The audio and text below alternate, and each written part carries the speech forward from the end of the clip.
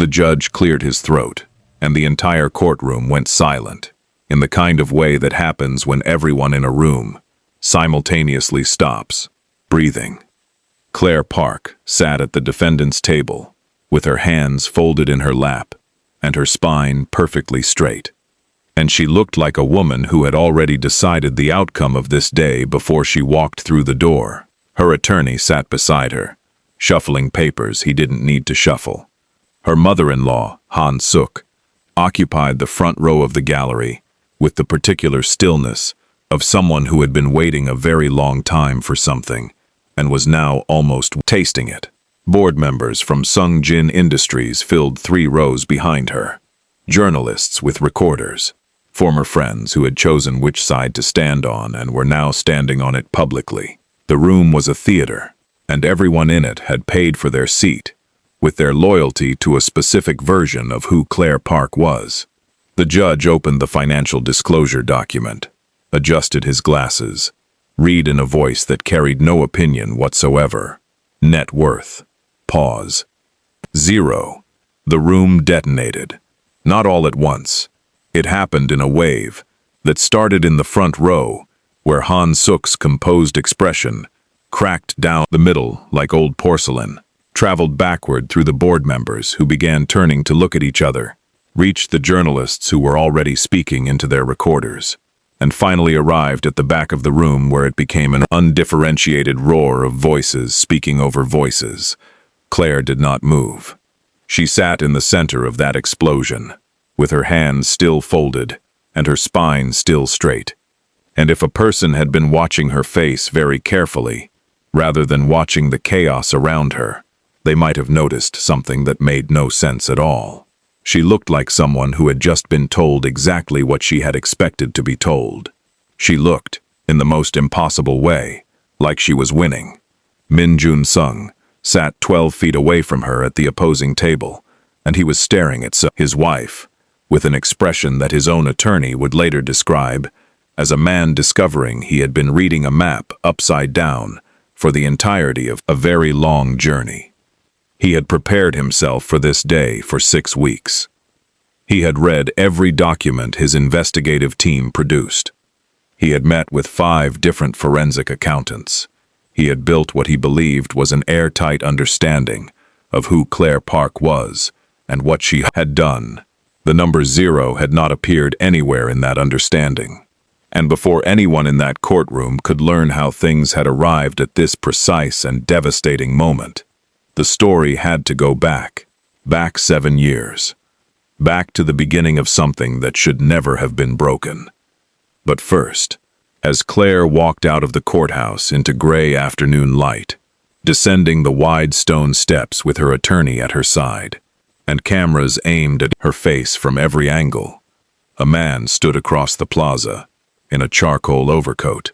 Not a journalist, not a lawyer, not anyone who appeared in any of the documents that had been filed with the court that morning. He watched Claire reach the bottom of the steps, and he watched her keep walking, without looking back at any of it. And then he took out his phone and made a single call. When the line connected, he said 2 words, "She's clean." Then he put the phone away and walked in the opposite direction. The camera watched him go, and then cut away, and that man would not appear again for a long time. But the audience would remember him. They always remember the thing they're not yet supposed to understand. 7 years earlier, Claire Park was not a woman who needed saving. This is the detail that everyone who later claimed to know her story consistently got wrong. They constructed a narrative of a quiet wife who existed in the background of a powerful man's life, which was convenient for them and completely inaccurate. Claire had a graduate degree in corporate finance. She had a genuine gift for identifying structural weakness in business models that looked healthy from the outside. She had a father who had spent 30 years building something substantial, and who had, before he died, made sure his daughter understood exactly what she was inheriting and why.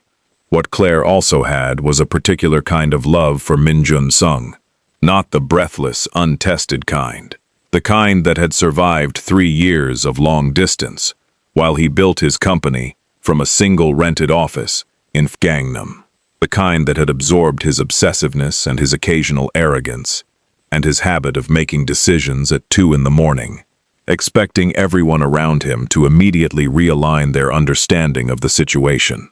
The kind of love that knew someone's worst qualities in precise detail and chose to stay anyway, which is the only kind worth anything at all.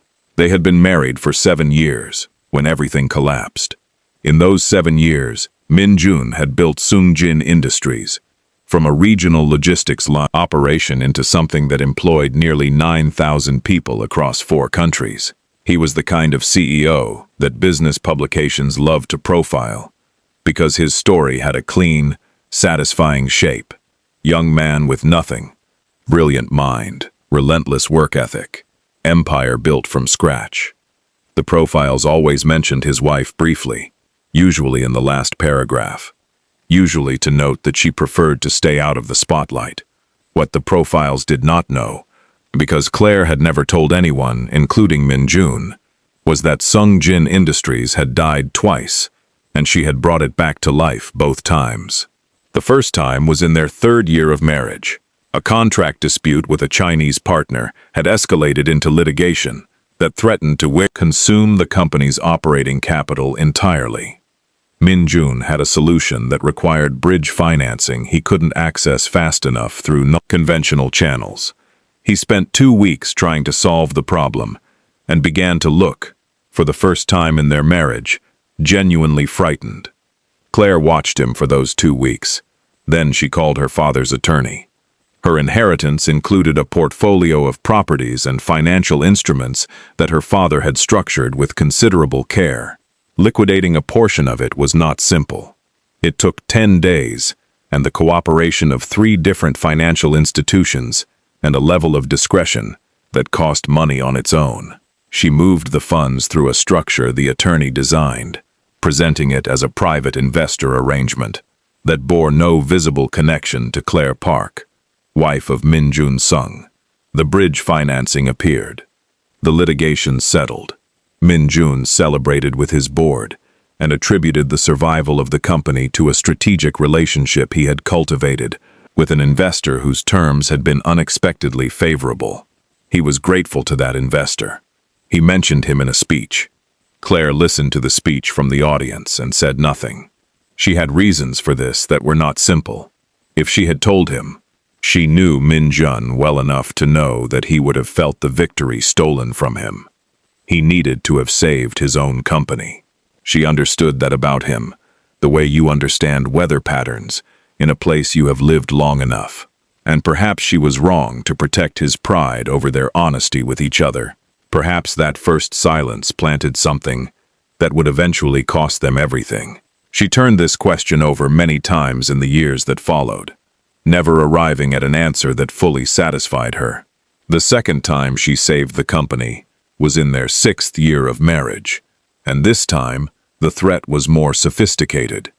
A hostile acquisition attempt, coordinated quietly across 3 shell companies, had accumulated enough of Sungjin's publicly traded shares to threaten a board takeover. Min-Jun's team identified it late, which was the point. By the time they understood what was happening, the window for a conventional defense was nearly closed. What they needed was a significant block of shares, acquired quickly enough to dilute the hostile position. Claire liquidated the remainder of her inheritance. This time, it was not 10 days of careful structuring. This time it was 4 days of controlled desperation. Her father's attorney, working hours that aged him visibly, funds moving through channels that were legal but not designed for this velocity. The shares were acquired. The takeover failed. The hostile parties withdrew.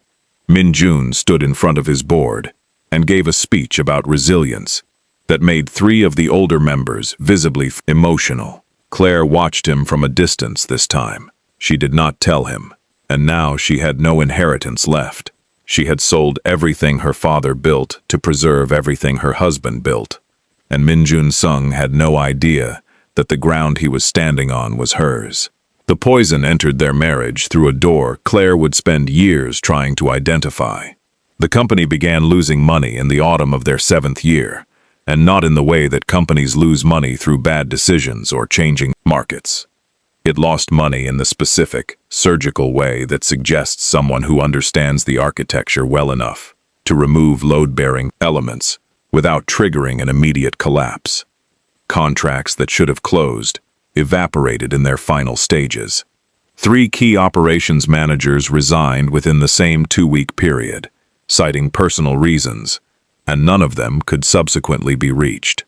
A logistics partnership in Singapore that had been profitable for 4 years quietly renegotiated its terms in directions that benefited no one at Sungjin. Min-Jun was working 18-hour days and sleeping badly, and becoming progressively more difficult to reach, even when he was physically present in the same room. Then the documents arrived. They came first to Han Suk, Min-Jun's mother, delivered by courier to her apartment, in a sealed envelope, with no return address. Photographs, authenticated financial records, property titles bearing Claire's name. The documents outlined, in meticulous detail, a hidden portfolio of offshore assets worth hundreds of millions of dollars, structured specifically to conceal ownership from a spouse during marriage. Han Suk had never liked Claire with the particular intensity of a woman who believes her son deserves someone whose family she can place. Claire's quiet competence had always read to her as secrecy. This envelope felt like confirmation of a suspicion she had carried for 7 years, and was now, finally, holding in her hands. She called her younger son, Sungjin's Director of Internal Affairs, before the envelope had been on her dining table for 20 minutes. He received an identical envelope that same afternoon. Neither of them, in the excitement of their certainty, questioned why both of them had been chosen as recipients simultaneously. Neither of them asked who had access to financial records sophisticated enough to fabricate this level of documentation. Neither of them considered that the timing, arriving precisely when the company was already under pressure, might be something other than coincidence. Min-Jun received the documents from his brother, not from his mother. This was deliberate, though he did not know that yet. His brother presented them with an expression of careful reluctance that Min-Jun would later recognize as performance. "I don't want to show you this," his brother said, "but I would want to know." Min-Jun took the documents home. He did not tell Claire he had them. He began investigating quietly, through channels he trusted, and the investigation produced results that supported the documents' claims. Property records matched. Corporate registrations matched. The financial trail, when followed by the accountants he hired, appeared to lead consistently to Claire. He did not understand, because no one told him, and his investigators did not find it, that every piece of confirming evidence had been placed there for exactly this purpose, that the property records had been falsified at the registry level by someone with access and influence, that the corporate registrations pointed to entities that had been created specifically to be found, that his investigators were following a trail someone had designed for investigators to follow. He was navigating an elaborately constructed maze, and walking in the direction the maze wanted him to walk. Claire noticed the change in him, the way you notice a change in temperature. Nothing dramatic. The angle of his attention shifted. He began asking questions about her schedule, with a specificity that was new. He checked his phone differently. A fractional additional movement before he put it away, when she entered a room. One Tuesday evening at dinner, she looked at him across the table for a long moment and said, "What aren't you telling me?" He met her eyes. Nothing. The first real lie between them. She let it sit. She was not yet afraid. She was not yet comprehending the scale of what had been set in motion around them. She thought it was the pressure of the company's situation expressing itself in his behavior, which was reasonable, because that was what she could see. She did not know about the documents. She did not know about the investigation. She did not know that a verdict about who she was had already been delivered into her husband's hands, and that he was, day by day, beginning to believe it. If you are watching this story for the first time, and you can already feel something terrible coming, You are correct. Before we go further, take a second and subscribe to Afro Storyverse. Hit the notification bell so you never miss what comes next. This story is far from over. Min-Jun filed for divorce on a Wednesday morning in March. Claire found out from her attorney, not from her husband. He had not called her. He had not come to the apartment. He had filed the papers and gone directly to a board meeting. And by the time Claire's attorney reached her, the story was already on 3 financial news websites. Because someone had tipped the media before the ink was dry. Sung-Jin, CEO, files for divorce. Wife accused of hiding hundreds of millions. She sat in her attorney's office and read the headline on a tablet, and the silence in her lasted approximately 15 seconds before something behind her eyes hardened into a material she had not previously known she contained. "What do we do?" her attorney asked. "We win," she said. This is the thing about Claire Park that the narrative of the suffering wronged wife consistently failed to capture. She was, underneath everything, a woman who had spent her entire adult life solving structural problems in environments that underestimated her. She had saved $1 billion company twice in conditions of extreme time pressure, using nothing but her own resources and her own intelligence. She was not, when it came down to the actual substance of the situation, someone who was going to be destroyed by a set of fabricated documents. What she was going to be, in the weeks between the filing and the court date, was humiliated. The media coverage was comprehensive and merciless in the way that coverage of wealthy women accused of duplicity tends to be merciless, with an additional enthusiasm that came from the perceived hypocrisy of the situation. A woman who had always appeared modest and unassuming was now alleged to have been secretly accumulating a private fortune.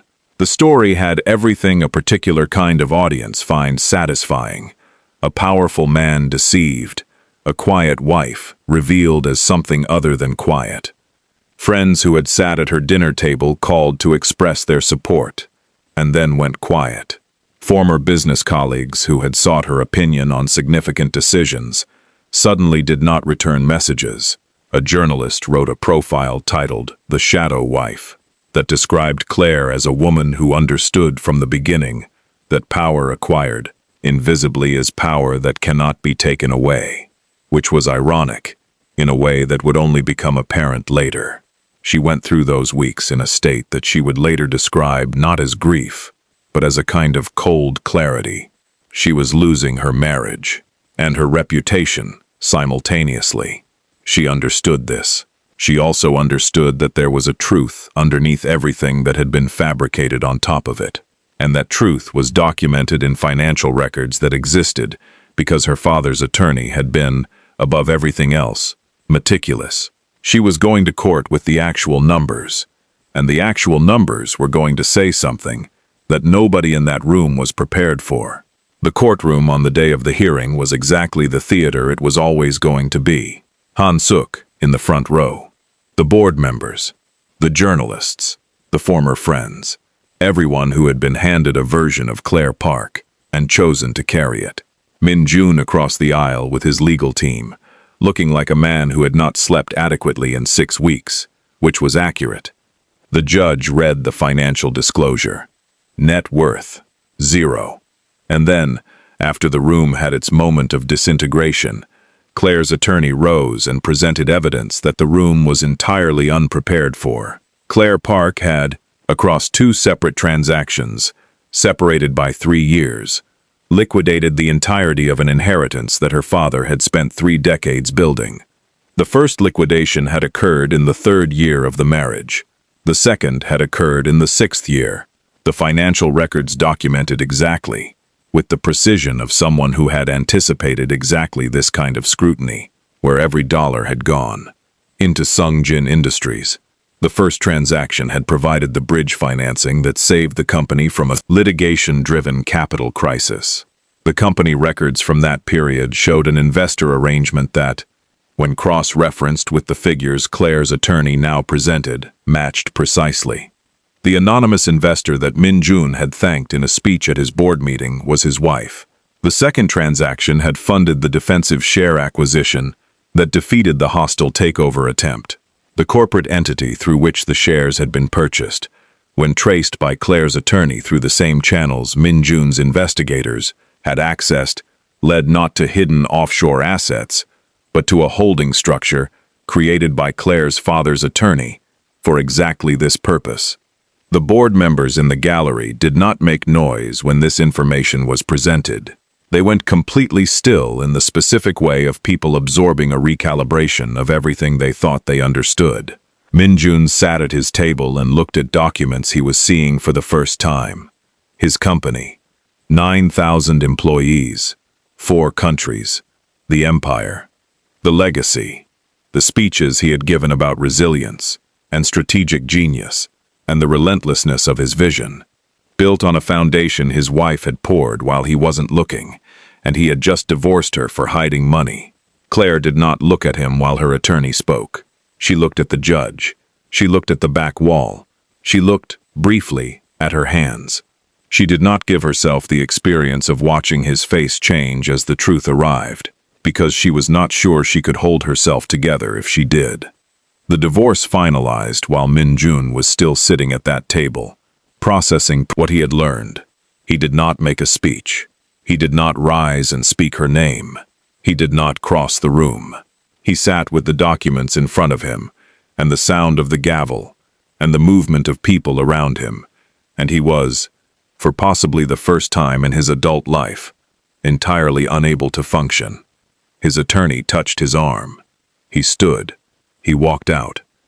Claire had already gone.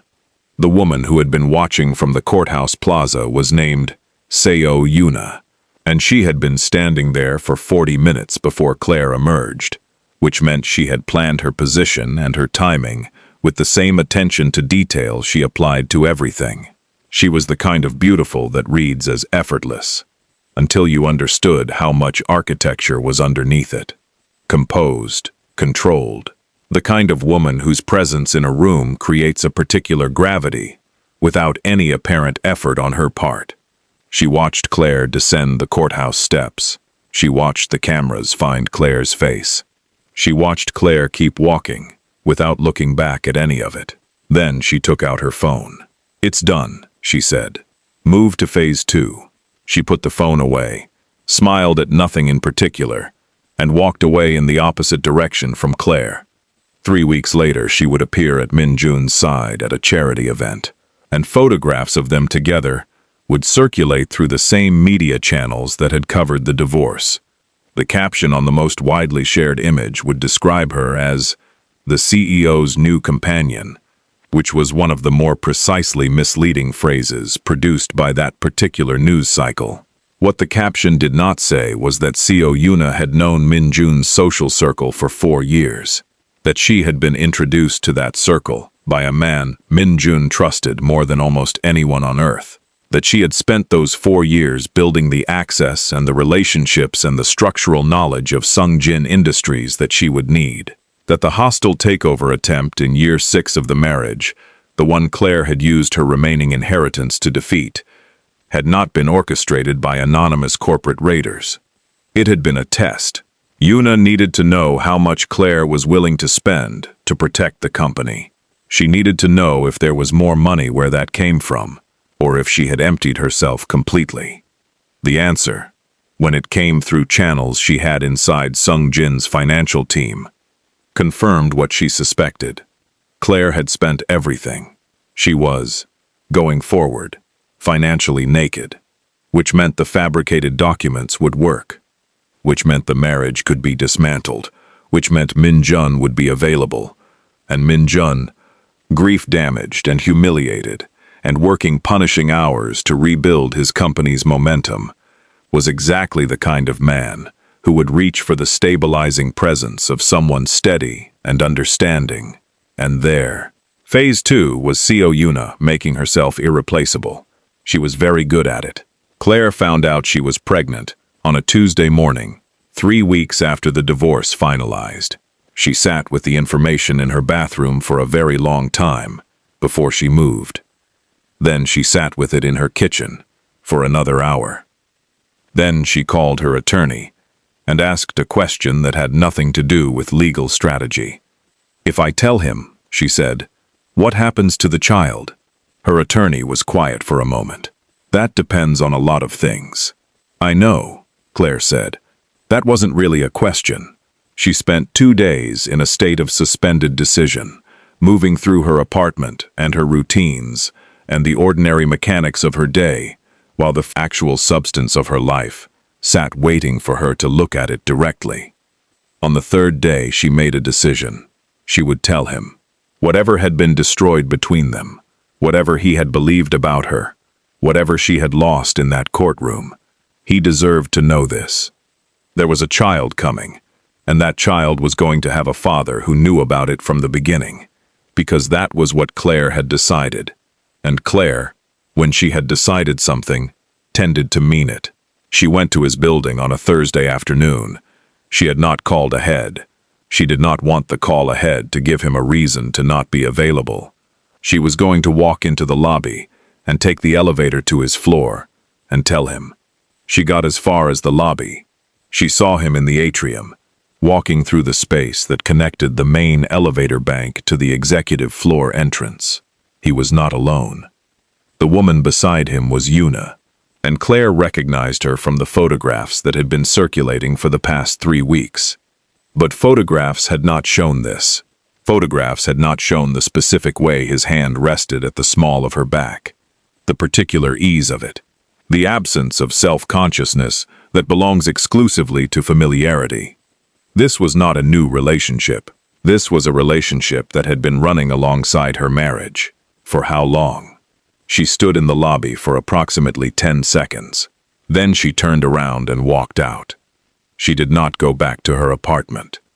She drove for 2 hours without a destination, which was not something she had ever done before in her life. She had always known where she was going. She had always had a plan. She drove through streets that didn't know her name until the fuel gauge became impossible to ignore, and she stopped at a petrol station and sat in the car in the forecourt with the engine off. A choice existed. She could stay. She could go back. She could fight the divorce result. She could reveal the pregnancy. She could attempt to reconstruct something from the wreckage of a marriage that had been systematically demolished by people she hadn't yet fully identified. She could stay in a country where her humiliation was documented in newsprint and digital archives, where her name carried a charge that wasn't true, but that enough people believed to make it functionally true, where her child would grow up inside the force field of a story that had been told about its mother. Or she could go. She sat in the car for 40 minutes. Then she drove home, started packing. The apartment was full of 7 years. Every surface held something that had existed inside their life together. She worked methodically, the way she did everything, making decisions without hesitation about what was coming and what was staying. In the bedroom, she found a photograph in the drawer of her nightstand. Their wedding day. She was laughing at something off camera, and he was looking at her with an expression that was, when she examined it now, the clearest documentation of a kind of love she had ever seen, aimed in her direction. She looked at the photograph for a long time. Then she put it in her bag, not in any of the boxes, not in anything that was going to storage or donation. In her bag, where she would have it every day. She was not going to pretend the good parts hadn't been real. She packed the rest of the night. She was on a flight to San Francisco by morning. You are watching Afro Storyverse. If this story is doing something to your chest right now, that means it's working. Like this video, drop a comment with what you think Claire should have done, and subscribe if you aren't already. There is significantly more story coming, and you are going to want to be here for it. America received Claire the way large cities receive people who arrive with nothing to prove, without ceremony, without judgment, and without particular interest. San Francisco in November was cold in a way that Seoul wasn't cold. There was something in the quality of the light that felt appropriate to the circumstances. She rented an apartment with 3 months of the cash She had moved to a personal account before the divorce proceedings, which was not much, but was enough to begin. The pregnancy progressed with the kind of indifference to drama that bodies maintain regardless of what the rest of a person's life is doing. She found an OB/GYN. She attended appointments alone and answered questions about her support network with language that was technically accurate. She was managing. She was fine. She was, beneath both of those things, profoundly frightened, in a way she did not permit herself to show, because there was no one present to show it to. She wrote Min-Jun a letter. This was 7 weeks before Daniel was born, late at night, with the city sounds coming through the window of an apartment that still smelled like other people's lives. "I don't know how to do this," she wrote. "I don't know how to raise a person alone. I am terrified, and I thought you should know that someone who used to love you is very frightened tonight. There is a child coming. He is yours. I don't know what you want to do with that information. I don't know if you will believe it. I am telling you because it is true, and because I was raised to tell people things that are true, even when it is inconvenient. His due date is March 14th. I will write again after." She addressed the envelope to his office, sealed it, stamped it, mailed it the next morning on her way to work. It never arrived. She did not know that. Daniel arrived on March 11th, and 3 days ahead of schedule, at 4:47 in the morning, in a San Francisco hospital where no one knew Claire's name from any previous context. She held him, and he was, as all newborns are, impossible to fully process with the rational mind. He was a person. He had hands that curled around her finger, with a grip that was already insistent. He had dark eyes that would, in the weeks and months that followed, increasingly carry a resemblance to his father that Claire found sometimes unbearable to look at directly. She named him Daniel because it was her father's middle name, and because she needed him to have something of someone who had loved her without condition.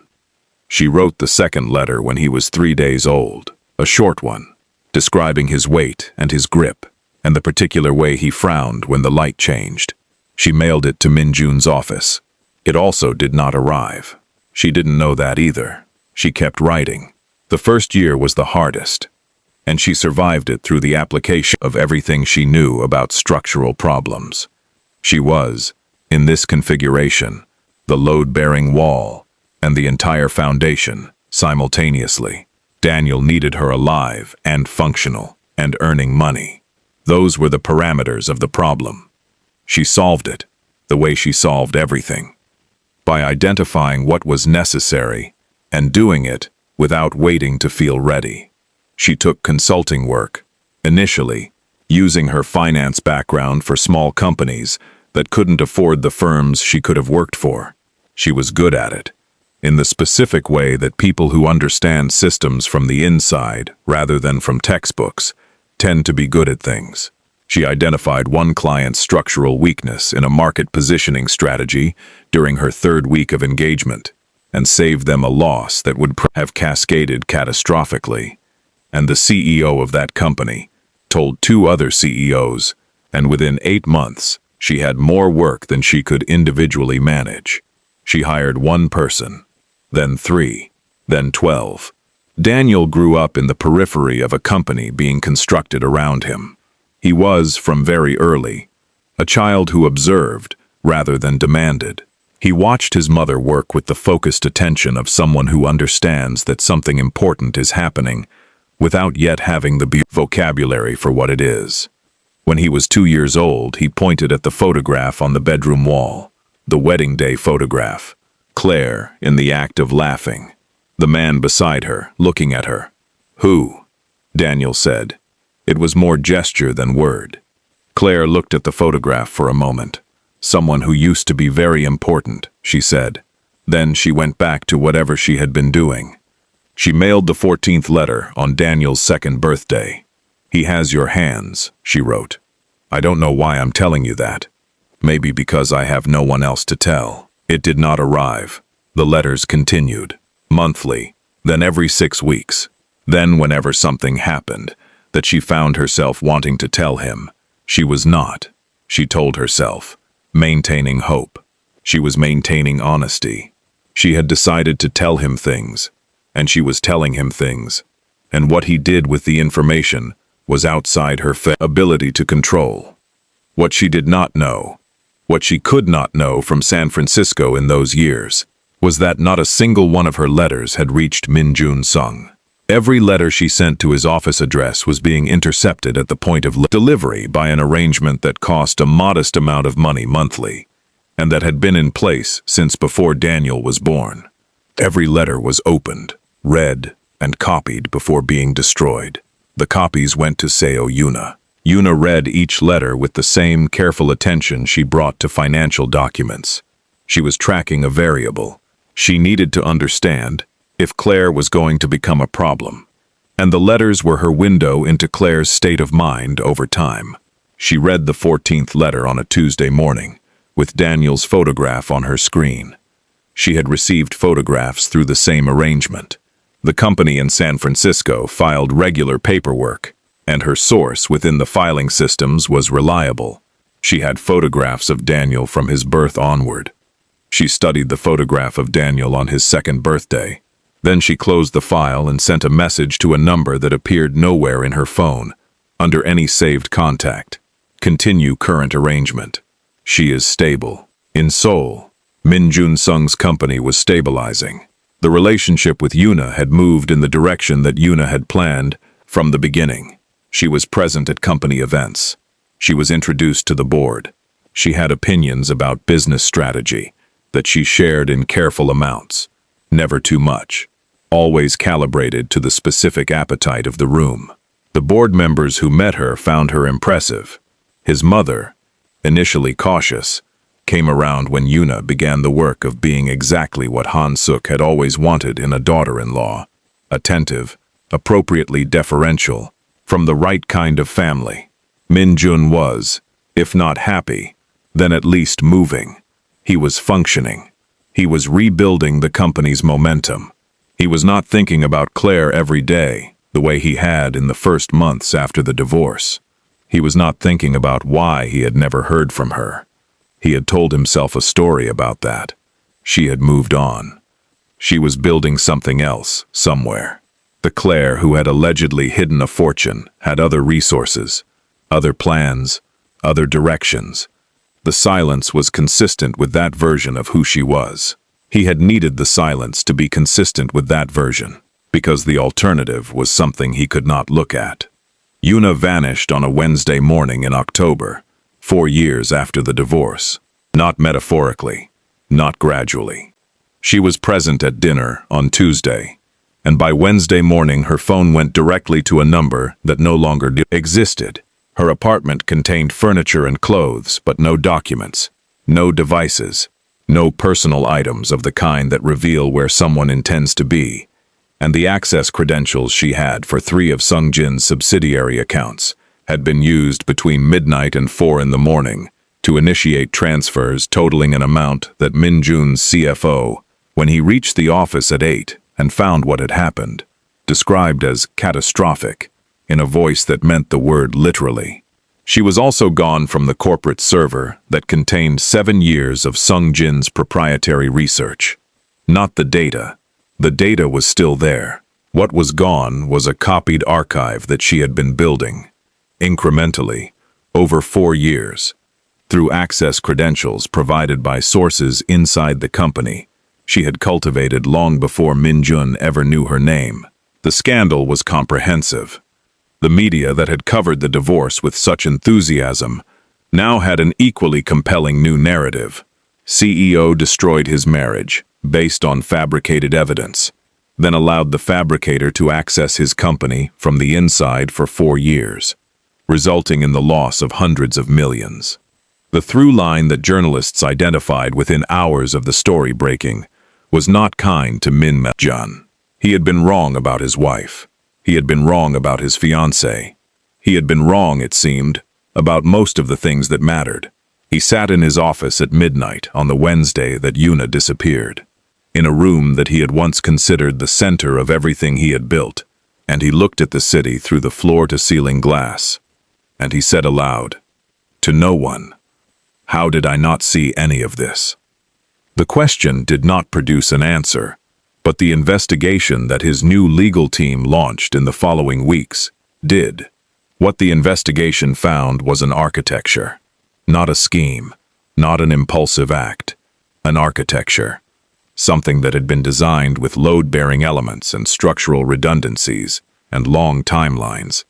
Something that had been built by someone who thought the way Claire thought, which was in systems rather than in moments. CEO Yuna had identified Min-Jun Sung as a target 7 years before the divorce. She had not come at him directly. She had spent 2 years building relationships inside his industry, inside his social world, inside the circle of people whose proximity to him meant proximity to the company. She had studied Sungjin Industries with the same forensic attention she would later bring to dismantling it. She had mapped the vulnerabilities.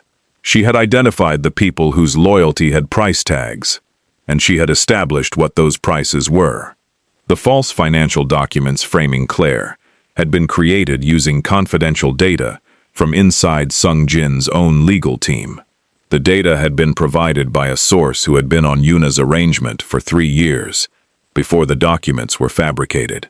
The hostile takeover attempt in year 6 of the marriage, the one Claire had spent her inheritance to defeat, had been funded through a structure that traced back, through 7 intermediary entities, to an account that Yuna controlled. It had been a test. It had also been intelligence gathering. She needed to know exactly how much Claire had. The outcome told her Claire was now empty, which told her the timing was right. The anonymous tips that had gone to Han Suk and to Min-Jun's brother on the same afternoon, delivered by the same courier service, paid for through the same account. All of it, every element of the thing that had destroyed Min-Jun's marriage and his understanding of his own life, was a single coherent design. But Yuna had not built this alone. She had needed someone inside, someone with access to the family dynamics, someone who knew exactly how Han Suk would respond to documentation of Claire's alleged hidden wealth, someone who could vouch for the authenticity of documents that an outsider could not credibly verify, someone who could guide the investigation that Min-Jun conducted toward the conclusions that had been prepared for it. The investigation found him in the 4th week. His name was Chairman Bae Dong-hyun. He had been Min-Jun's mentor for 15 years. He had been the first significant investor in Sungjin Industries, at a time when Min-Jun had nothing but a rented office and a business plan that most people who read it described as ambitious to the point of naivety. He had sat on Min-Jun's board for 12 years. He had attended Min-Jun's wedding. He had a photograph on his desk of himself and Min-Jun at the company's first international expansion celebration, both of them smiling, the specific smile of people standing inside a moment they know they will want to remember. Min-Jun had called him uncle since he was 23 years old. Bae Dong-hyun had introduced Yuna to Min-Jun's social circle. He had been present at the meeting where Min-Jun first saw her. He had, 2 weeks after that meeting, mentioned to Min-Jun that Yuna seemed like a remarkable woman, which was not a pressure, but a suggestion. And suggestions from the chairman landed differently than the same words from anyone else. He had vouched for the authenticity of the financial documents when Min-Jun brought them to him. He had been the voice in the board discussion who most clearly articulated that the optics of the marriage scandal required decisive leadership, which in that context meant decisive severance. He had done all of this because Yuna had offered him something he had wanted for 15 years. A controlling stake in Sungjin's technology division, the fastest growing and most valuable part of the company, transferred to holding entities he controlled, in exchange for his cooperation in the architecture she was building. He had watched Min-Jun succeed for 15 years and called it mentorship, when it was actually something much older and simpler than that. He had positioned himself as the man who made the success possible, and he had decided, at some point in the years before Yuna found him, that he was not adequately compensated for that position. When Min-Jun's investigative team presented him with the evidence, He was in his office. He sat behind his desk, and he looked at the documents, and he said nothing, for a very long time. Then he said, "I built you." Min-Jun looked at him from across the desk. "You tried to sell what you built," Min-Jun said. Bae Dong-hyun did not respond. Min-Jun stood. "You came to my wedding," Min-Jun said. "You sat in the front row." He walked out. The family implosion came over the following 72 hours, with the specific velocity of things that have been held under pressure for a long time. His mother collapsed, not literally, but in the sense that the structure of her certainties collapsed. She had received those documents with the righteousness of confirmed suspicion, and she had nurtured that confirmation for years. She had sat in that courtroom in the front row wearing a slight smile. She had welcomed Yuna into her home and introduced her to people she respected. She was, underneath the severity she wore as default clothing, a woman who loved her son. The understanding of what had been done to him, and of her own participation in it, arrived as something she had no language for. She called Min-Jun 3 times on the second day. He did not answer. On the third call, she did not leave a message. She sat in her apartment, with the phone in her hand, and looked at a photograph on her wall of Min-Jun and Claire at their wedding, which she had kept, though she could not have explained to anyone why she had kept it. This is Afro K Storyverse. If you just felt your stomach drop, you are having the correct response to this story. Leave a comment right now. Tell us who you think is the most responsible for what happened to Claire, and if you are not subscribed yet, now is the moment. Min-Jun spent 3 months doing something that his board did not know about, and that his remaining legal team found professionally unusual. He traced every letter Claire had ever sent him. The investigation into Yuna's operation had turned up a cache of correspondence files in the accounts that had been seized by court order following her disappearance. Among those files were copies of 41 letters spanning 5 years. Each one bore the date it had been received and opened. Each one had been annotated in Yuna's handwriting with a brief assessment, a variable being tracked, a threat level being calibrated. Min-Jun requested the originals from the court. They had been destroyed. The copies were all that remained. He read them in his office at night, in order, beginning with the one written 7 weeks before Daniel's birth. The first letter arrived in him like a physical event. "I don't know how to do this. I don't know how to raise a person alone. I am terrified, and I thought you should know that someone who used to love you is very frightened tonight." He stopped reading, sat in the silence of his office for a long time, continued. The letters covered 5 years of Daniel's life. The birth, the first words, the particular way he frowned when the light changed, the grip of his hands at 3 days old, a description of a fever at 18 months that had sent Claire to an emergency room alone at midnight and had resolved without complication, but that had, she wrote, aged her by 10 years in 4 hours. Daniel's first day at a San Francisco preschool, during which he had apparently evaluated the classroom with the systematic attention of an inspector and deemed it acceptable. Min-Jun had missed all of it, not because Claire had kept it from him, because someone had intercepted every attempt she made to share it. He read the 14th letter on a Thursday night. "He has your hands. I don't know why I'm telling you that. Maybe because I have no one else to tell." He put the file down, looked at the city, then picked the file back up and kept reading. The 41st letter was dated 7 months prior. "I stopped being angry a long time ago. I'm not sure what I feel now. There is a specific kind of tiredness that comes from carrying something heavy for long enough that you can no longer remember what it felt like to put it down.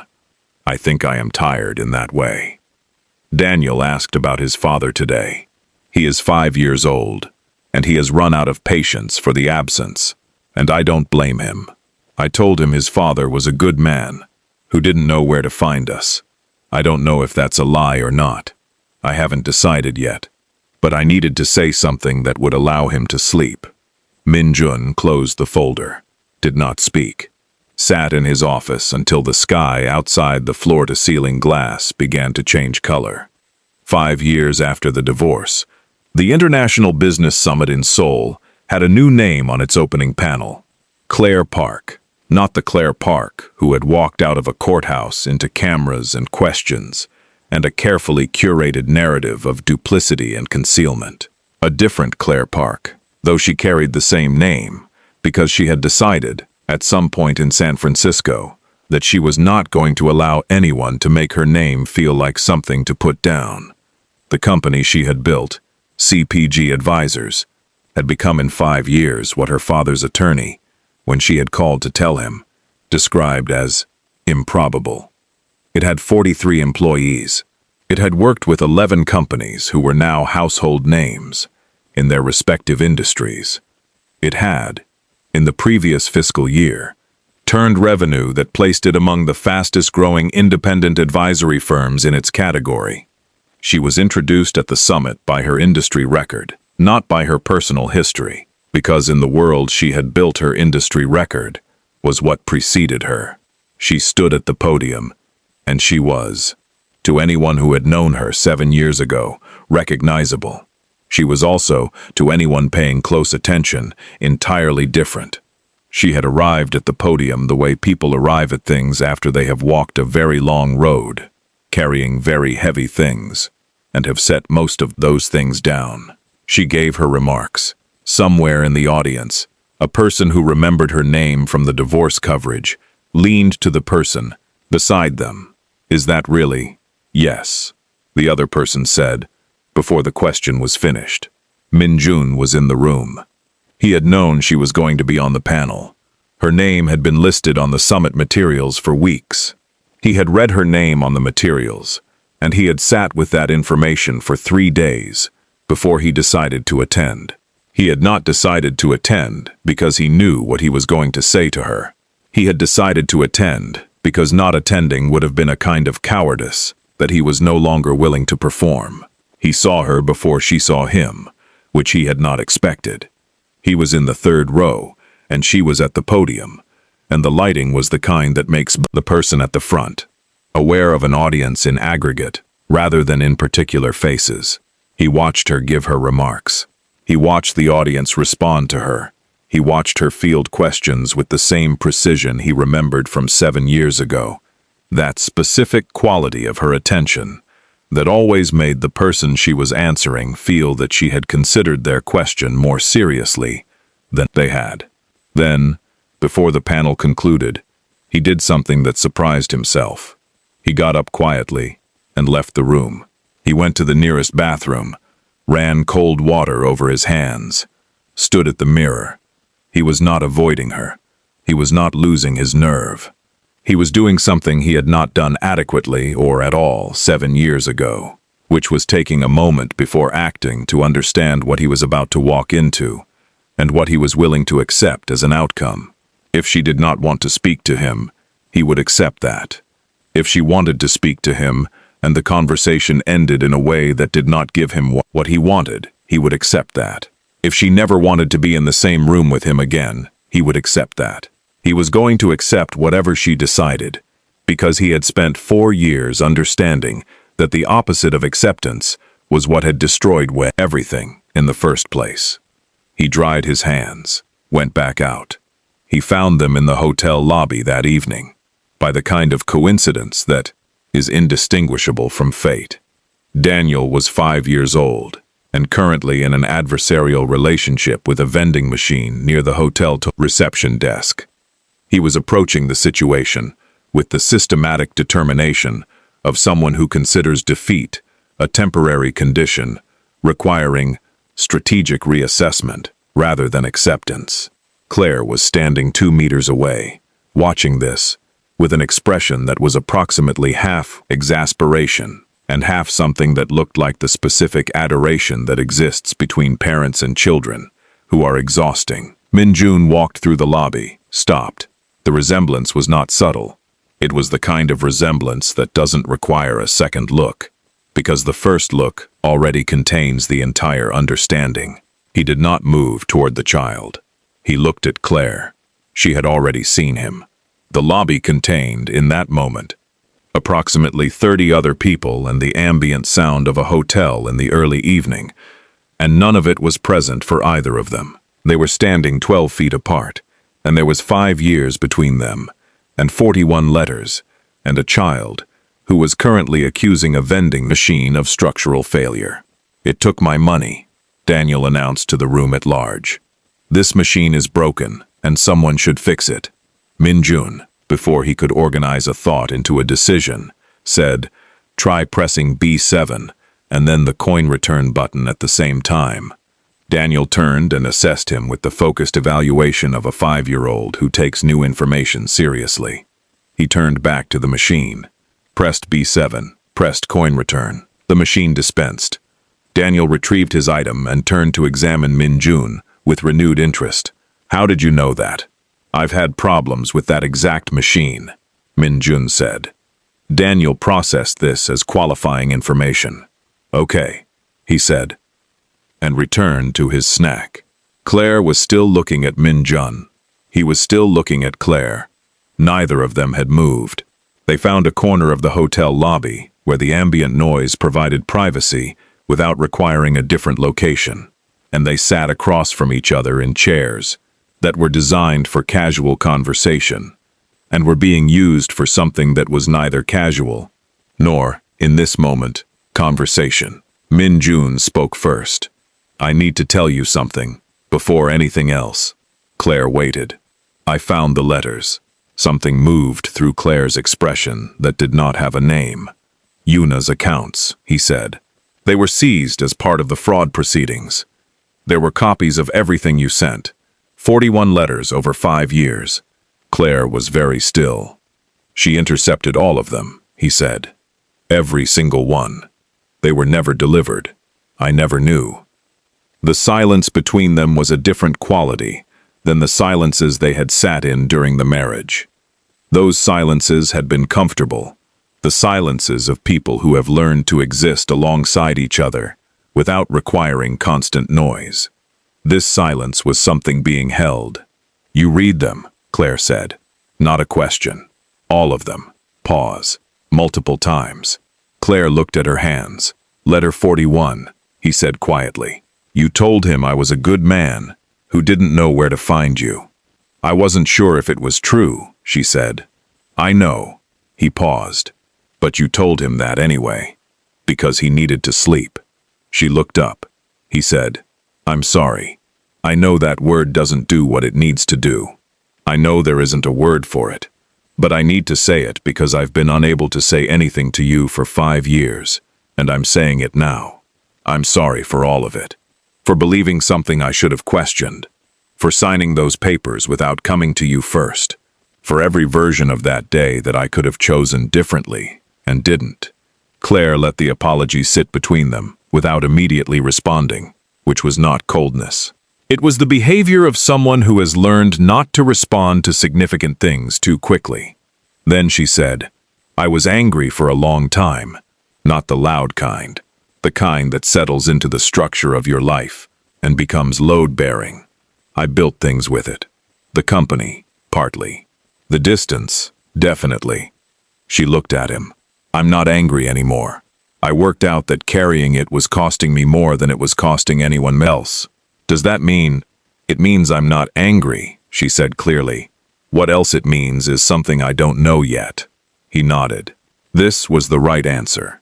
He had learned, over 4 years of understanding what he had done wrong, that demanding more than what was offered was the mistake he had made from the beginning.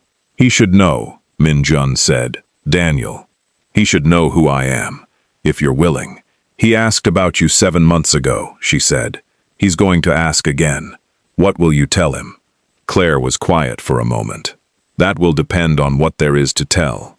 Daniel, who had finished his snack and was now examining a decorative fountain near the lobby entrance, with the focused suspicion of someone who has decided that it probably doesn't work as described, looked up when his mother came back to collect him. He looked at the man with her. "Is that the person from the photograph?" he asked. Claire glanced at Min-Jun. "Yes," she said. Daniel looked at Min-Jun with the 5-year-old version of due diligence. "You know how to fix vending machines," Daniel said. "Some of them," Min-Jun said. "Do you know how fountains work?" Min-Jun crouched to eye level. "What's wrong with the fountain?" "It's too loud," Daniel said. "It should be quieter." "Fountains are usually loud," Min-Jun said. "This one is especially," Daniel said, with the firmness of someone whose position on the matter is settled. "I'll look into it," Min-Jun said seriously. Daniel considered this answer, found it acceptable, turned back to the fountain to continue his assessment. Min-Jun stood. He and Claire were both watching Daniel. The lobby moved around them with its ordinary evening business, and the fountain made its apparently excessive noise, and Daniel stood in front of it, with his hands behind his back in a posture that was, Min-Jun noticed, with something that hit him behind the sternum, exactly the posture he himself adopted when examining something he was trying to understand. Later, when Daniel was in bed in their hotel room, and the city was doing what cities do at that hour, Claire sat at the small desk near the window and took a letter from the interior pocket of her bag. It was unsealed. She had written it the previous week in San Francisco, on a Tuesday evening after Daniel had gone to sleep, for reasons she had not fully articulated to herself at the time. Habit, she had told herself. The habit of writing things to him that she had maintained for 5 years, even after she had understood, somewhere in the 3rd year, that the letters were probably not arriving. She had brought it to Seoul in her bag without consciously deciding to. She held it for a moment. Then she went back down to the lobby. He was still there. He had not left. He was sitting in one of the chairs in the corner they had occupied, not looking at his phone, not making calls, sitting in the particular stillness of someone who is waiting, without being certain what they are waiting for. He stood when he saw her. She crossed the lobby and held out the letter. "I wrote it last week," she said. "I don't know why. Habit." He took it. "Can I read it now?" he asked. She thought for a moment. "No," she said. "Read it when I'm not watching." She went back to the elevator. Press the button. The doors opened. She stepped in. As the doors closed, she had one moment of the lobby. The fountain too loud in the corner, the lights in their careful arrangement, and Min-Jun, standing where she had left him, with the letter in both hands, not yet opening it, looking at her. As the doors completed their movement, the elevator rose. In the lobby, Min-Jun stood with the letter.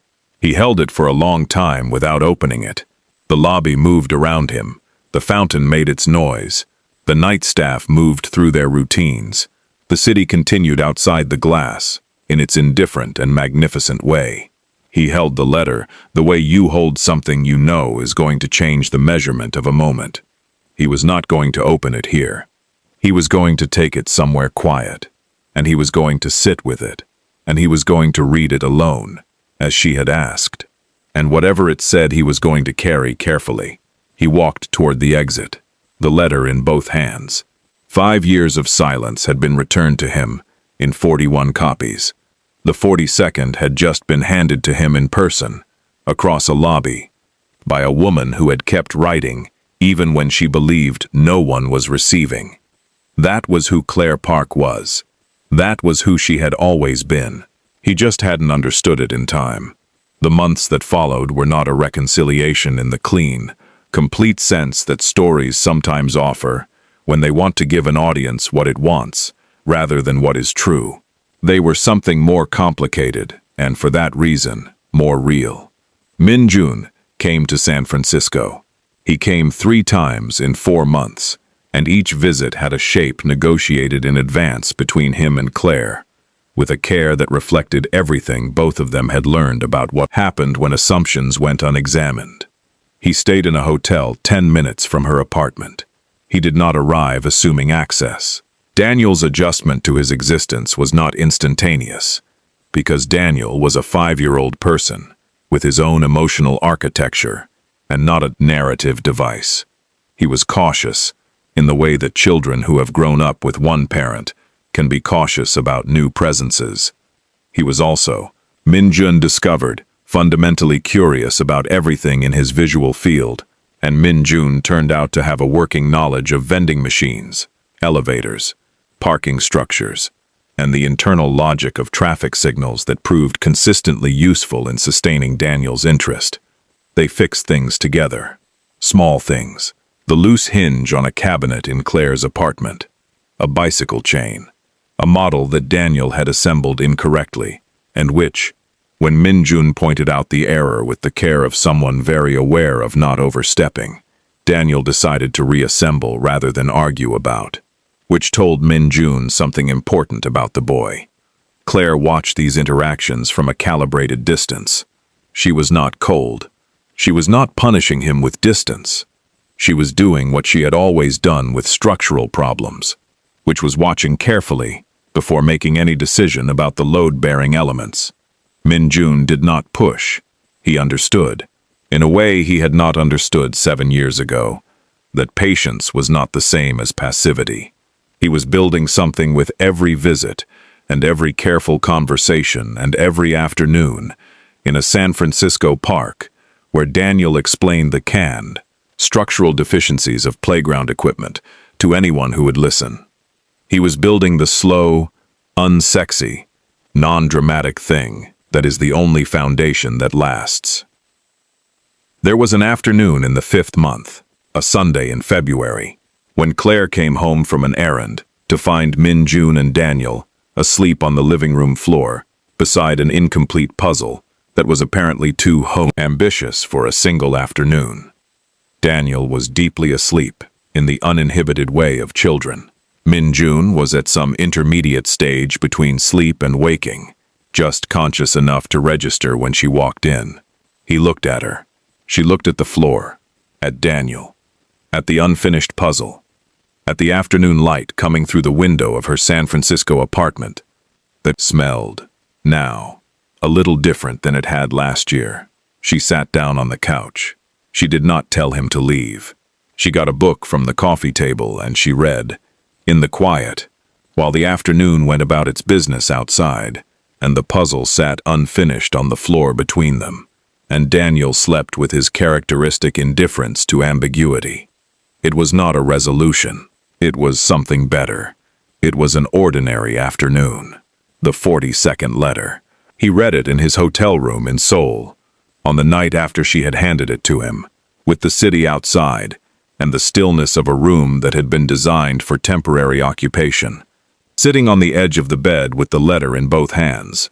She had written it on a Tuesday in San Francisco at 11:40 at night, as she noted at the top because she had always noted the time.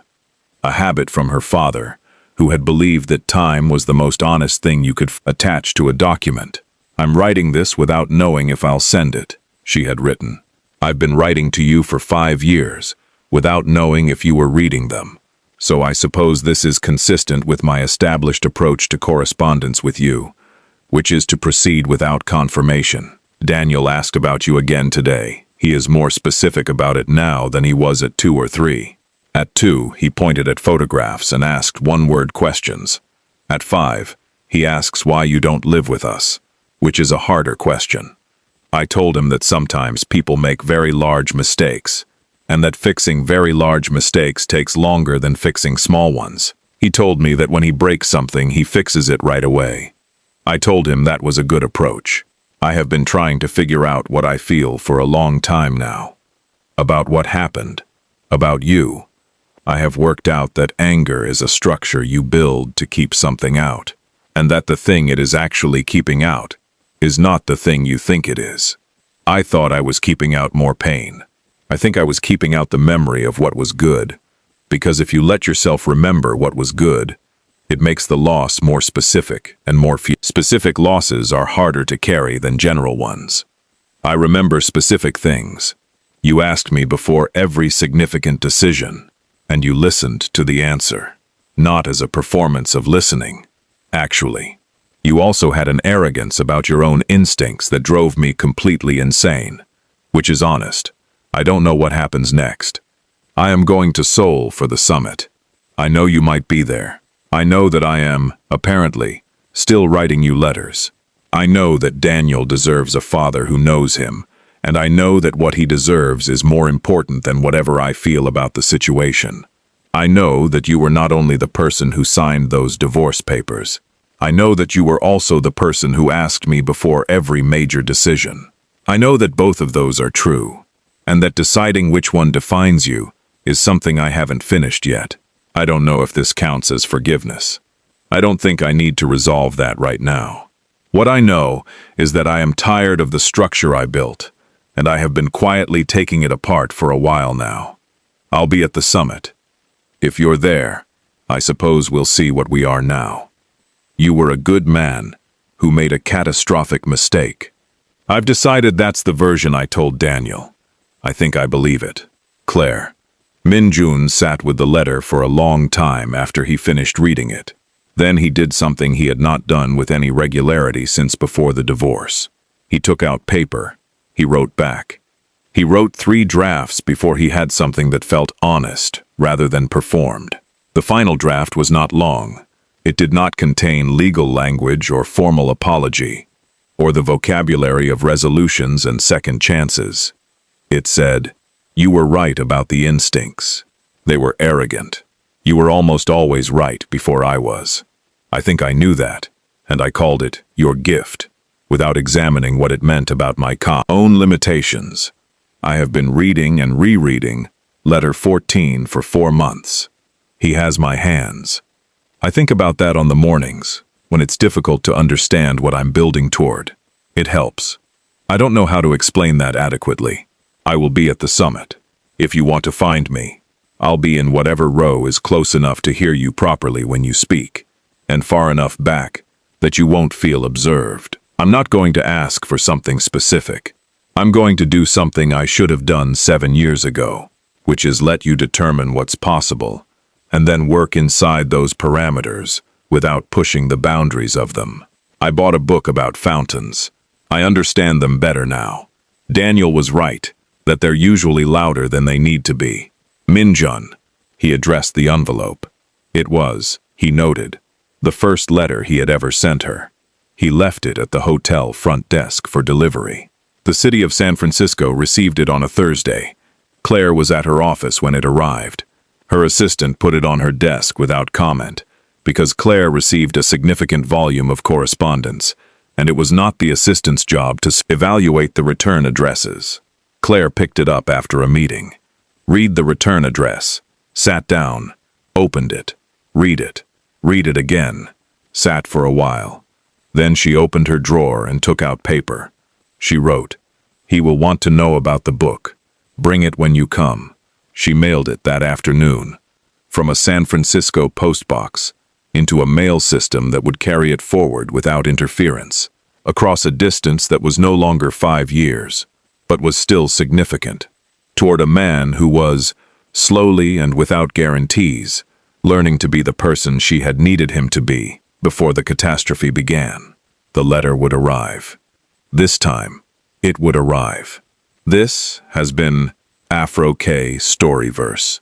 If this story stayed with you, if you found yourself holding your breath somewhere in the middle of it, if the letter in a hotel lobby did something to your chest that you weren't expecting, then you understand exactly what this channel is for. We tell stories that do not insult your intelligence. We tell stories that believe the most devastating and most beautiful things happen in the space between 2 people trying to find their way back to something real. Subscribe to Afro K Storyverse right now. Hit the notification bell. Leave a comment below telling us the moment this story changed for you. Was it the courtroom, the 14th letter, the vending machine, the 42nd letter that finally arrived? Share this story with someone who needs to hear it. And follow Afro K Storyverse across every platform so you never miss what comes next. Because there are more stories where this came from, and not a single one of them will let you look away.